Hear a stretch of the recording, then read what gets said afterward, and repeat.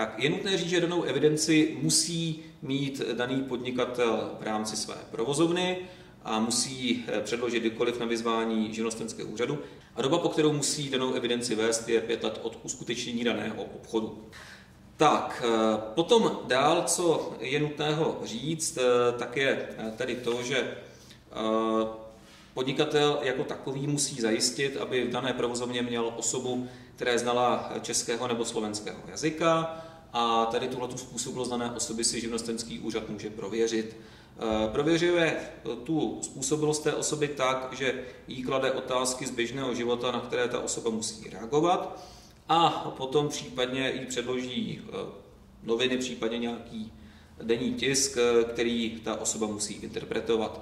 Potom o dané kontrole a jejím průběhu se sepisuje protokol.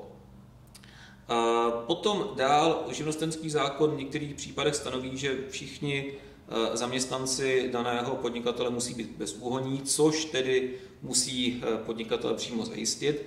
A v některých případech ten živnostenský zákon jde i dál, to znamená, že podmínku bezúhonnosti vztahuje na všechny osoby, které pro podnikatele vykonávají činnost, která je potom předmětem živnostenského oprávnění a jeho podnikání.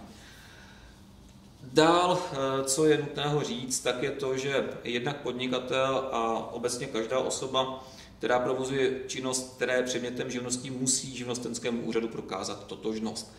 Tady tahleta povinnost je potom nutná k posouzení toho, jestli daná osoba tedy nevykonává danou živnost bez živnostenského oprávnění. Další povinnosti se potom týkají přerušení živnosti. Ta povinnost se odvíjí od toho, že daná osoba podnikatele nemusí živnost vykonávat, není to její povinnost, je to její právo, a tady tato osoba může v podstatě kdykoliv rozhodnout o přerušení dané živnosti. To přerušení potom dané živnosti má za následek to, že osoba nemusí splňovat povinnosti, které jsou stanoveny živnostenským zákonem, ale k tomu, aby danou živnost mohla přerušit tato osoba, tak to musí oznámit živnostenskému úřadu. K tomu přerušení dochází buď to ve chvíli, kdy dané oznámení je doručeno živnostenskému úřadu, případně dnem, který je v tom oznámení stanoven.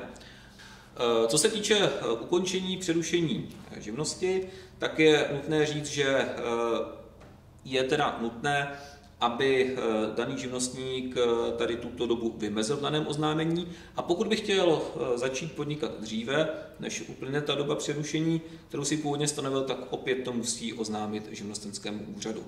Další důležitou povinností je povinnost podnikatele vydat doklad o prodeji zboží nebo poskytnutí služby zákazníkovi, a to v situaci, pokud o to daný zákazník požádá, přičemž ten daný doklad musí mít v sobě obsaženou identifikaci podnikatele, potom datum prodeje zboží, případně poskytnutí služby a také druh prodaného zboží nebo poskytnuté služby.